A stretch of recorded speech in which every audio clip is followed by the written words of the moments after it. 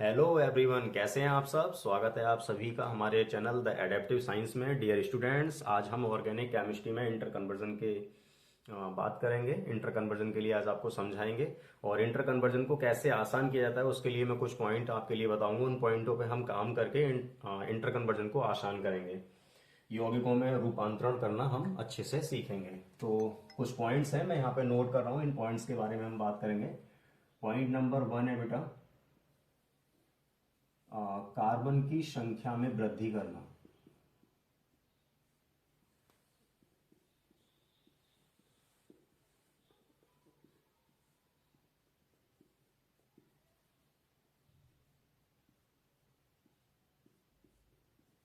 ये पहला पॉइंट है हमारा, कार्बन की संख्या में वृद्धि करना। जैसे एग्जांपल से समझते हैं कि हमारे पास मैथिल एल्कोहल है और मुझे इंटर कन्वर्जन में आया है कि मैथिल एल्कोहल से एथिल एल्कोहल आप कैसे बनाएंगे। तो वहां पे कार्बन मैथिल एल्कोहल में एक है और एथिल एल्कोहल में 2 कार्बन है, तो फंक्शनल ग्रुप तो सेम ही है। तो हमें कार्बन की संख्या को कैसे इंक्रीज करना है, इस पॉइंट में मैं आपके लिए क्लियर करूंगा, बताऊंगा आपके लिए कौन कौन से ऐसे वेज रहेंगे, कौन कौन से ऐसे तरीके रहेंगे जिनसे आप कार्बन को आसानी से क्या करेंगे, इंक्रीज कर पाएंगे। दूसरा है कार्बन की संख्या को कम करना। ये इसके अपोजिट है, कार्बन की संख्या को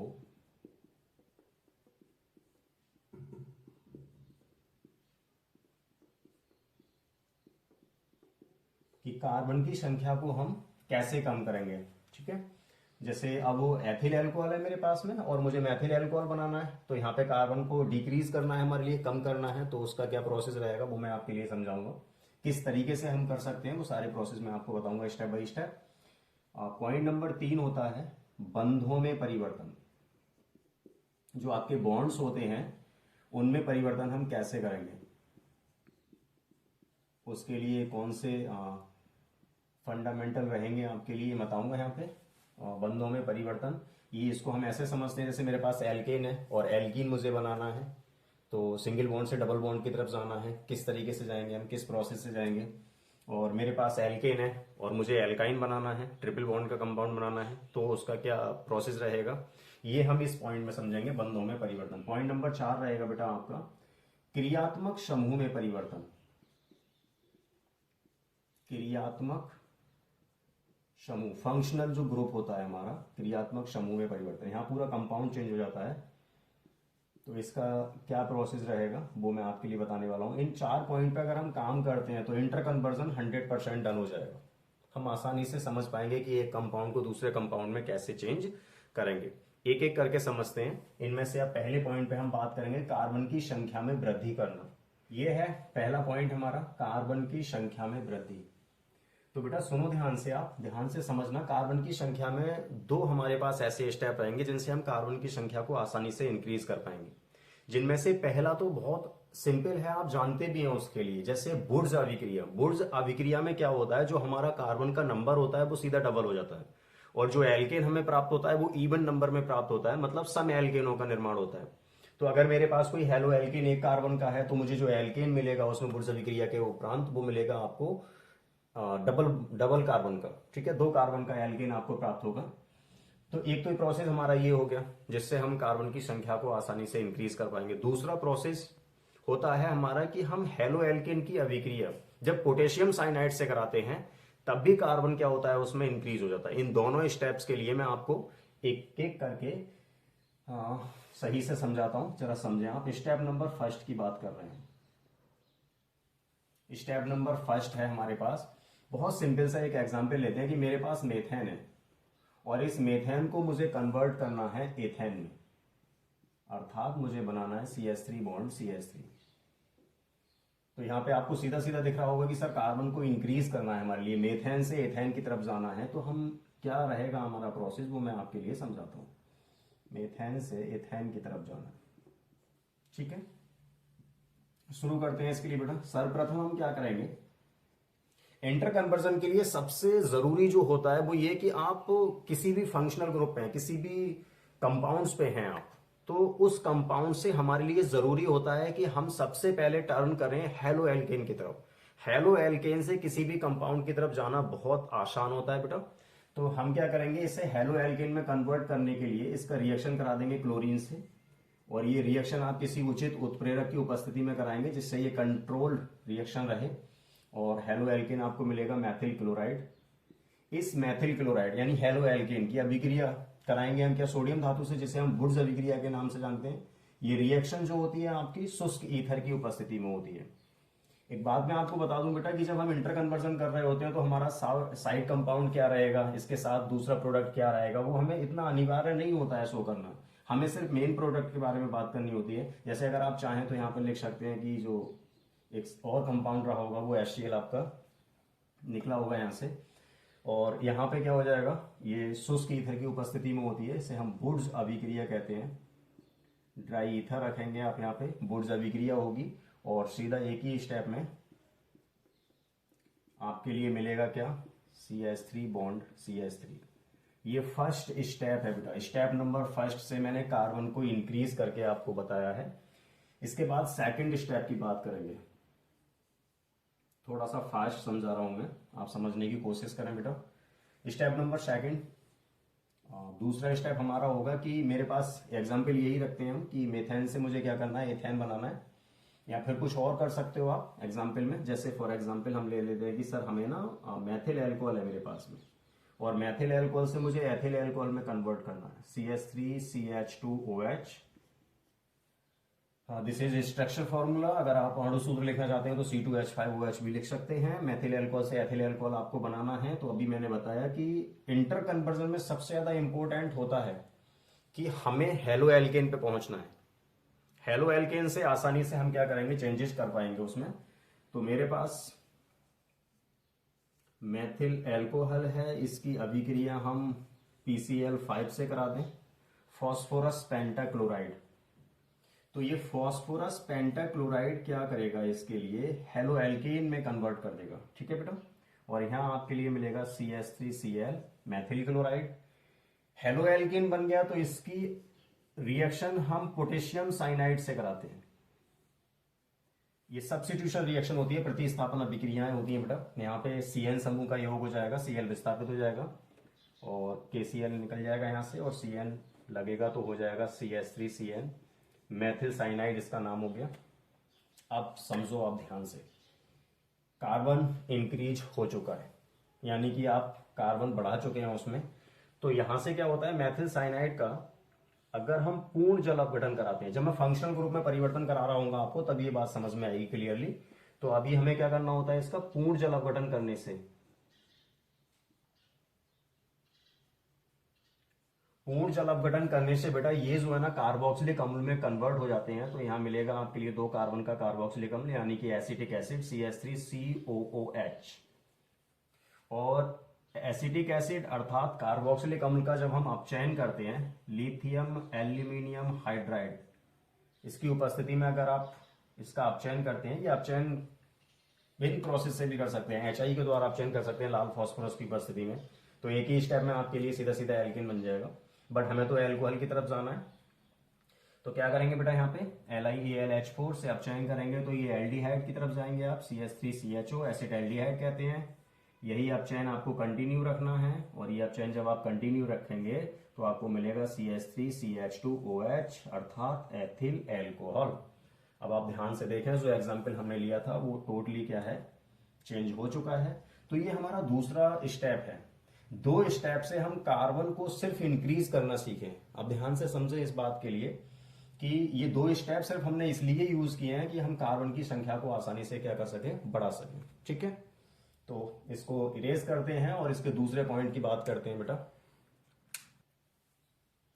दूसरे पॉइंट को लिखते हैं बेटा यहाँ पे। दूसरा पॉइंट था हमारा कार्बन की संख्या को कम करना।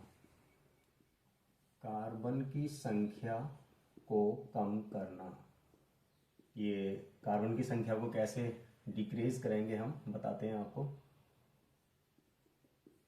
इसके लिए भी बेटा 2 स्टेप रहेंगे हमारे पास में। इन 2 स्टेप की सहायता से हम कार्बन की संख्या को क्या करेंगे, कम करेंगे।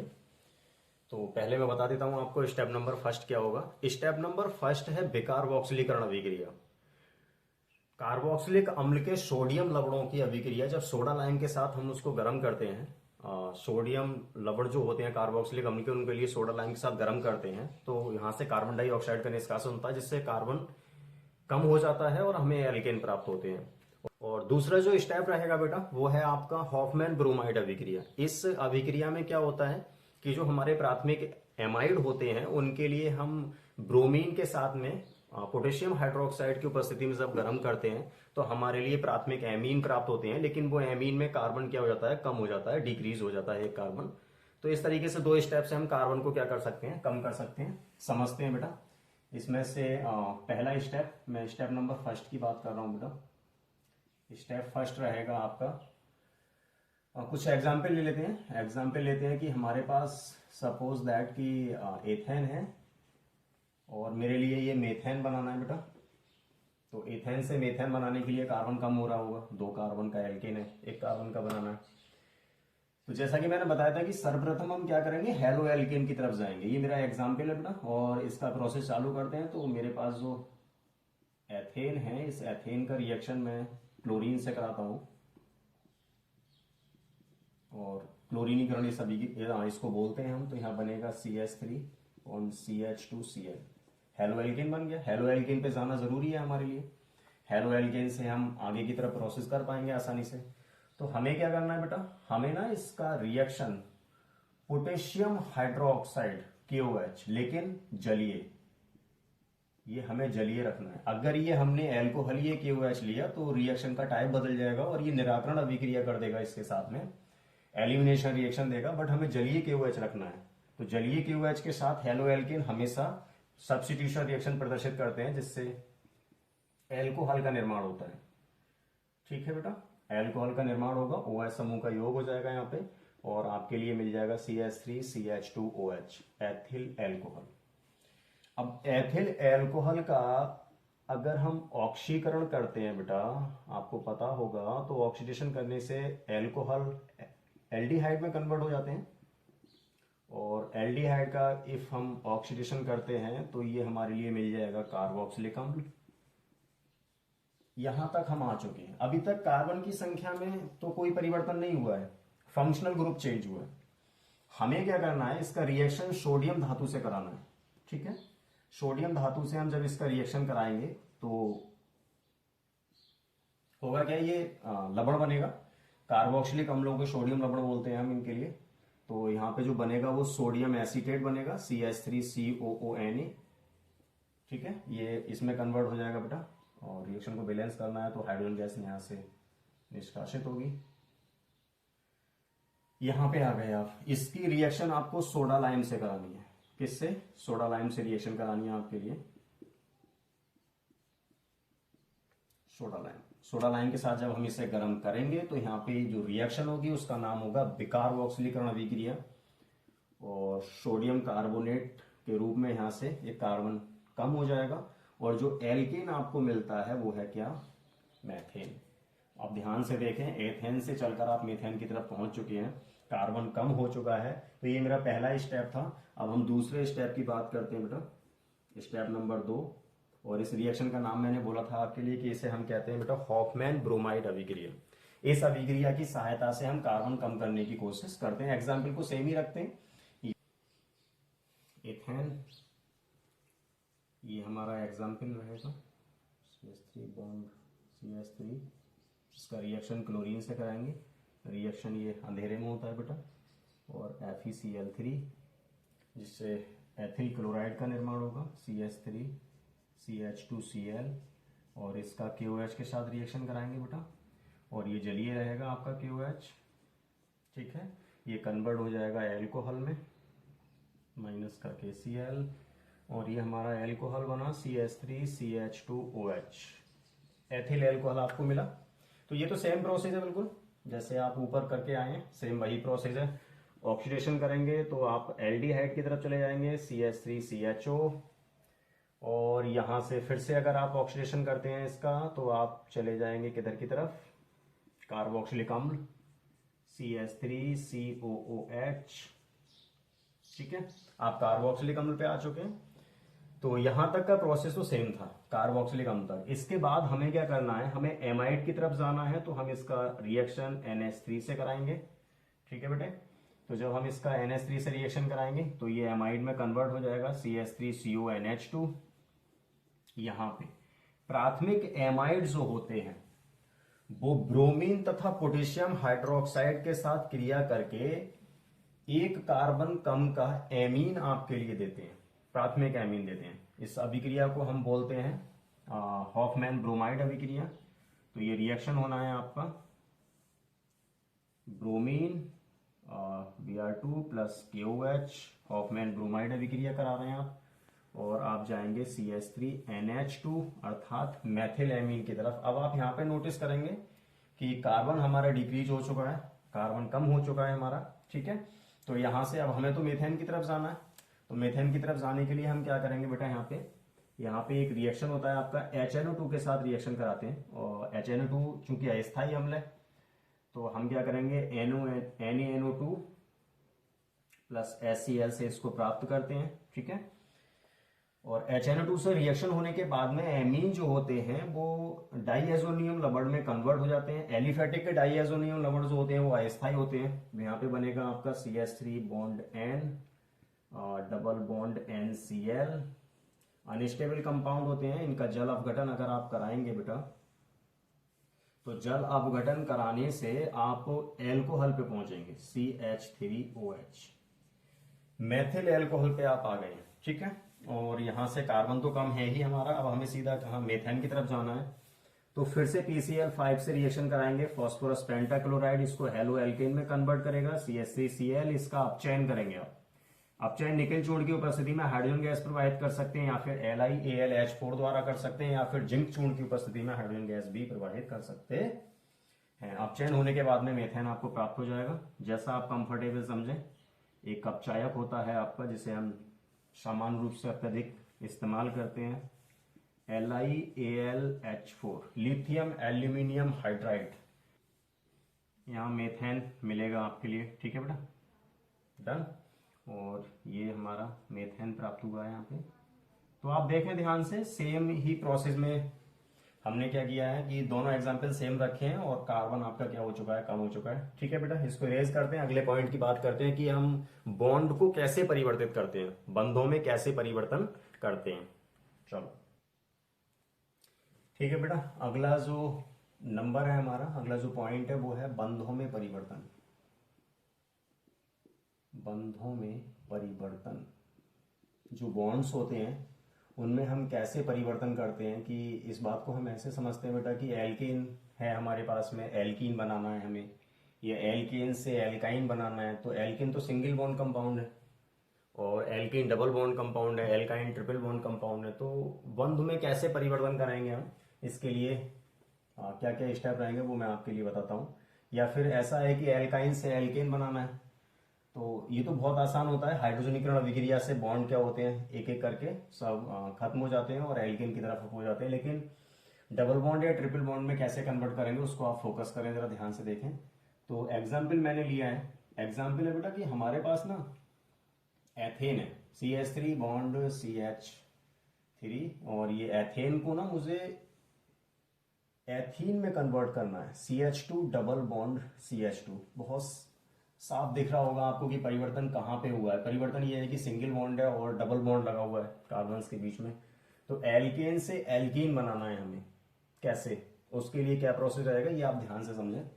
तो मैंने बताया था कि सबसे पहले हमें क्या करता है, हेलो एल्केन पे जाना होता है। हेलो एल्केन से आसानी से हम चेंजेस कर पाते हैं। तो रिएक्शन को शुरू करते हैं, CH3 बॉन्ड CH3, इसका रिएक्शन क्लोरीन से कराएंगे। और ये रिएक्शन बेटा आप डार्क अंधेरे में कराते हैं और FeCl3 की प्रेजेंस रखते हैं। तो रिएक्शन में मिलेगा आपको एथिल क्लोराइड CH3CH2Cl, और इसकी अभिक्रिया KOH से कराना है। अब ये KOH कैसा, एल्कोहलीय, आपको एल्कोहलीय KOH लेना है, क्योंकि आपको करना है निराकरण अभिक्रिया, एलिमिनेशन रिएक्शन एलिमिनेशन रिएक्शन करना है बेटा। तो हमें क्या करना होगा, एल्कोहलीय KOH लेना है, और यहां से जो आपको कंपाउंड मिलेगा वो KClH2O। बीटा कार्बन से हाइड्रोजन परमाणु का निष्कासन होता है और ये सेटजेफ नियम के अनुसार होता है ये प्रोसेस। और हमें जो मिलेगा वो क्या हो जाएगा, CH2 डबल बॉन्ड CH2। देखिएगा ध्यान से आप, एथेन था, एथीन आपको प्राप्त हो गया, डबल बॉन्ड का कंपाउंड मिल गया। तो ऐसे हम बंदों में परिवर्तन करते हैं। और अगला जो एग्जाम्पल लेते हैं वो ये है कि मेरे पास मेथेन है फॉर एग्जाम्पल, और इस मेथेन से मुझे एथाइन बनाना है, CH ट्रिपल बॉन्ड CH। यहाँ कार्बन भी इंक्रीज हुआ है, कार्बन इंक्रीज हो गया है, और जो बॉन्ड है जो एल्केन है उससे एल्काइन आपके लिए बनाना है। तो क्या करते हैं, सबसे पहले मेथेन से आपको जाना होगा सबसे पहले क्लोरोफॉर्म की तरफ, क्योंकि क्लोरोफॉर्म से ये रिएक्शन होता है एसिटिलीन की तरफ जाने के लिए। तो हम क्या करेंगे, मेथेन का रिएक्शन कराएंगे क्लोरीन से। ये रिएक्शन कंट्रोल्ड रखना है हमारे लिए, तो डार्क अंधेरे में FeCl3 के साथ रिएक्शन कराएंगे, या फिर ये रिएक्शन क्लोरीनीकरण सूर्य के प्रकाश की उपस्थिति में कर सकते हैं। जब आप इन दोनों कंपाउंड का रेशियो उचित रखते हैं और किसी उत्प्रेरक का सही से इस्तेमाल करते हैं, तो ये रिएक्शन से आप पर्टिकुलर कंपाउंड क्लोरोफॉर्म को बना पाएंगे। नहीं तो यहाँ पे मिश्रण प्राप्त होता है हमें हेलो एल्केनों का। तो हमें ध्यान रखना है इन सब चीजों का। FeCl3 फर्स्ट टाइम आपके लिए मैथिल क्लोराइड मिलेगा CH3Cl। ये रिएक्शन फिर से आप आगे ले जाएंगे Cl2 से करा के, तो -HCl, और यहां से मिलेगा CH2Cl2, ठीक है, डाइक्लोरोमेथेन।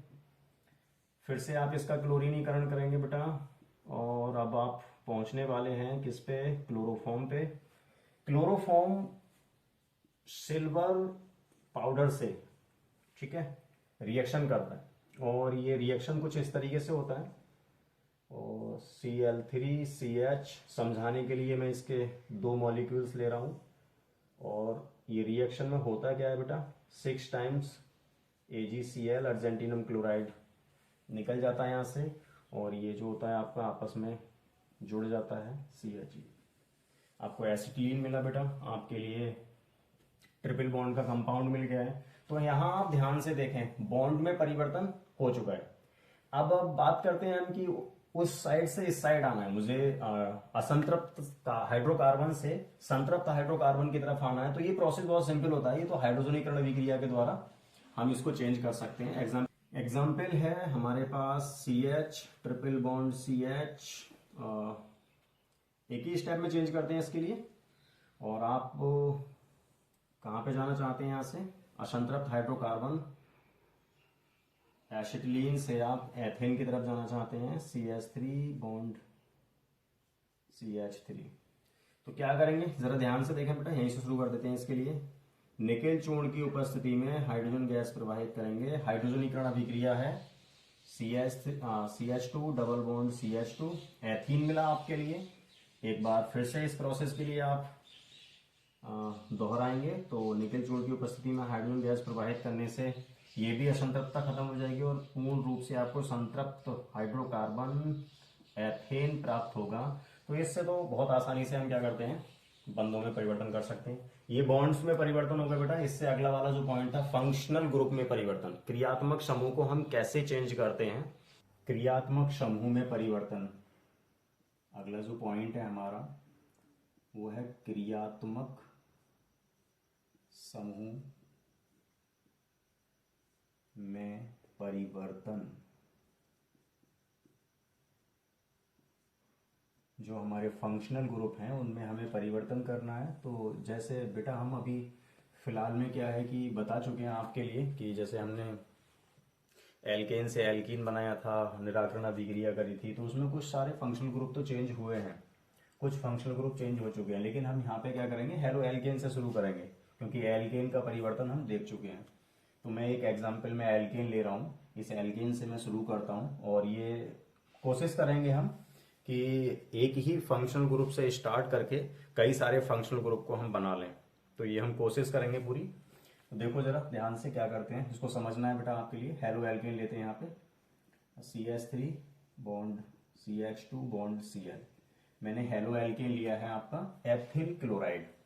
तो एथिल क्लोराइड का हम क्या करेंगे, KOH से रिएक्शन कराएंगे, और ये आपका जलीय रहेगा, ठीक है। तो जलीय KOH से रिएक्शन कराया, KCl निष्कासित होगा, OH समूह का योग होगा, और यहाँ पे जो आपको मिलेगा वो मिलेगा CH3CH2OH, इसे कहते हैं हम एथिल एल्कोहल। तो एक फंक्शनल ग्रुप तो आपके लिए मिल चुका है। ये तो बहुत सिंपल है। इसका ऑक्सीडेशन करेंगे बेटा, ऑक्सीडेशन आप हमेशा याद रखो, हम दो कंडीशन अप्लाई कर सकते हैं ऑक्सीडेशन के लिए।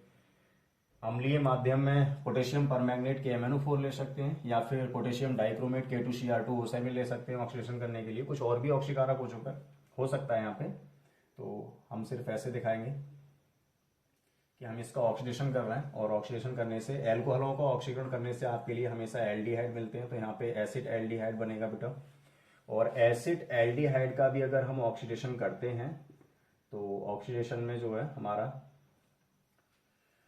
कार्बोक्सिलिक अम्ल CH3COOH बनेगा। तो अगर आप ध्यान से देखें तो इतने फंक्शनल ग्रुप को आप बना चुके हैं, ठीक है, क्रियात्मक समूह आप बना चुके हैं। हेलोएल्केन, एल्कोहल, एल्डिहाइड, कार्बोक्सिलिक अम्ल। और यहां से अगर हमें वापस आना होता है तो हम इसका अपचयन करते हैं। अपचयन के लिए आप लिथियम एल्यूमिनियम हाइड्राइड का प्रयोग कर सकते हैं बेटा। और एल्डिहाइड का इफ आपने क्या किया, अपचयन किया, लिथियम एल्यूमिनियम हाइड्राइड लिया, तो आप वापस आएंगे फंक्शनल ग्रुप की तरफ। कार्बोक्सिलिक अम्ल से एल्डिहाइड, एल्डिहाइड से एल्कोहल, और एल्कोहल से क्या करेंगे आप, PCl5 का रिएक्शन करा के हेलोएल्केन, और हेलोएल्केन का अपचयन करके एल्केन। तो ये आगे यहाँ ब्यूटन ले जाएंगे आप, ठीक है। तो यहां से आगे बढ़ते हैं, ये बहुत इंपॉर्टेंट कंपाउंड है कार्बोक्सिलिक अम्ल। कार्बोक्सिलिक अम्ल का हम क्या करेंगे, कैल्शियम धातु से रिएक्शन कराएंगे बेटा, ठीक है। तो कार्बोक्सिलिक अम्ल का जब हम कैल्शियम धातु से रिएक्शन कराते हैं, कैल्शियम मेटल से रिएक्शन कराते हैं इसका, तो होता क्या है, कैल्शियम एसीटेट का निर्माण होता है, CH3COO का होल ट्वाइज, और कैल्शियम एसीटेट बना। इसका शुष्क आशवन करने से, कैल्शियम एसीटेट का शुष्क आशवन करने से, शुष्क आशवन अगर हम इसका करते हैं, ठीक है बेटा, तो हमारे लिए क्या होता है, एसीटोन प्राप्त होता है, double bond O bond CH3, acetone प्राप्त होगा, ठीक है बेटा। तो अभी हम रुकेंगे नहीं, एसीटोन से अगर हम एसीटोन का क्या करेंगे, इफ हम एसीटोन का अगर अपचयन करते हैं और प्रबल अपचायक का यूज करते हैं हम, हाइड्रोजन आयोडाइड लाल फास्फोरस की उपस्थिति में अगर हम इसका रिएक्शन कराते हैं, तो जितने कार्बन का हमारा कीटोन है, ठीक उतने ही कार्बन का हमारे लिए क्या मिलेगा, एल्केन मिलेगा, CH3 CH2 CH3। अब आप एल्केन पे आ चुके हैं। तो अभी अगर हम ध्यान से देखें बेटा, तो इतने सारे फंक्शनल ग्रुप हमने चेंज कर रखे हैं।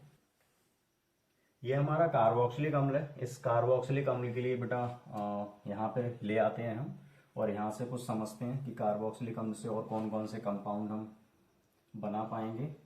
CH3COOH एसिटिक एसिड, इसका रिएक्शन हम अमोनिया से कराते हैं, और अमोनिया से रिएक्शन कराने से हमारे लिए एमाइड प्राप्त होगा, ठीक है। तो हम एमाइड की तरफ जाते हैं, CH3CONH2, और बेटा अगर हम इनका अपचयन करेंगे तो हमारे लिए एमीन प्राप्त हो जाएगा, CH3CH2NH2, एथिलएमीन हमारे लिए मिला। और अगर हम इसका हॉफमैन ब्रोमाइड अभिक्रिया कराते हैं, तो ये मैंने बताया था कि जब हम कार्बन को डिक्रीज कर रहे थे, जब कार्बन की संख्या को कम कर रहे थे, तब मैंने बोला था कि हॉफमैन ब्रोमाइड अभिक्रिया से कार्बन कम करके एक कार्बन कम का एमीन हमारे लिए प्राप्त होगा। अब आप ध्यान से देखें कि हम कितने फंक्शनल ग्रुप को कवर कर चुके हैं। हेलोएल्केन, एल्कोहल, एल्डिहाइड, कार्बोक्सिलिक अम्ल, कार्बोक्सिलिक अम्ल से आपको कीटोन भी बना चुके हैं, कीटोन से एल्केन पे जा चुके हैं, और कार्बोक्सिलिक अम्ल से हम एमाइड बना चुके हैं, एमाइड से एमीन हो चुका है। और एमीन से अगर आप थोड़ा आगे जाना चाहते हैं तो आप क्या करेंगे, इसका रिएक्शन बेटा नाइट्रस अम्ल HNO2 से कराते हैं। क्योंकि एक अस्थायी अम्ल है तो हम उसके लिए बनाएंगे, रिएक्शन के दौरान उसको बनाना होगा, NaNO2 प्लस HCl, इससे हमारे लिए नाइट्रस अम्ल मिलेगा, जो इसके लिए डाईएजोनियम लवणों में कन्वर्ट कर देगा, डाईएजोनियम लवण प्राप्त हो जाएगा। तो ये हो जाएगा बेटा CH3CH2 bond N, double bond NCl। Aliphatic के डाईएजोनियम लवण जो होते हैं वो अस्थायी होते हैं, जिनका जल अपघटन करने से जिनका जल अपघटन करने से अल्कोहल प्राप्त होते हैं बेटा, CH3CH2OH, एथिल अल्कोहल मिल गया आपको। और एथिल अल्कोहल का अगर आप क्या करेंगे बेटा, आप चयन करेंगे, या फिर एथिल अल्कोहल का हम क्या करते हैं, PCl5 से रिएक्शन करा देते हैं। PCl5 से रिएक्शन करने से ये फिर से हेलो एल्किन की तरफ जाएगा, CH3CH2Cl। हेलो एल्किन से कुछ और फंक्शनल ग्रुप बनाने की कोशिश करते हैं बेटा। इस बार हेलो एल्किन हमारा मैथिल क्लोराइड लेते हैं, CH3Cl, और मैथिल क्लोराइड से कुछ और फंक्शनल ग्रुप ड्राइव करने की कोशिश करते हैं। और ये CH3Cl, इसका रिएक्शन इस बार हम पोटेशियम साइनाइड KCN से कराएंगे। पोटेशियम साइनाइड से रिएक्शन कराने से प्रतिस्थापन अभिक्रिया होगा, CN समूह का योग होगा, KCl यहाँ से निष्कासित होगा और आपके लिए मिलेगा एल्किल साइनाइड CH3CN, अर्थात मैथिल साइनाइड का निर्माण हो चुका है। मैथिल साइनाइड का जल अपघटन करने से, अगर आप मैथिल साइनाइड का जल अपघटन करते हैं, और ये जल अपघटन दो कंडीशन में होता है, एक पूर्ण जल अपघटन होता है और एक आंशिक जल अपघटन होता है। पूर्ण जल अपघटन,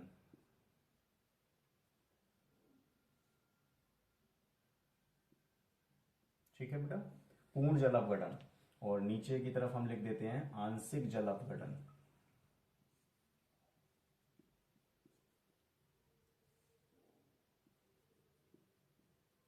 दो कंडीशन होती हैं।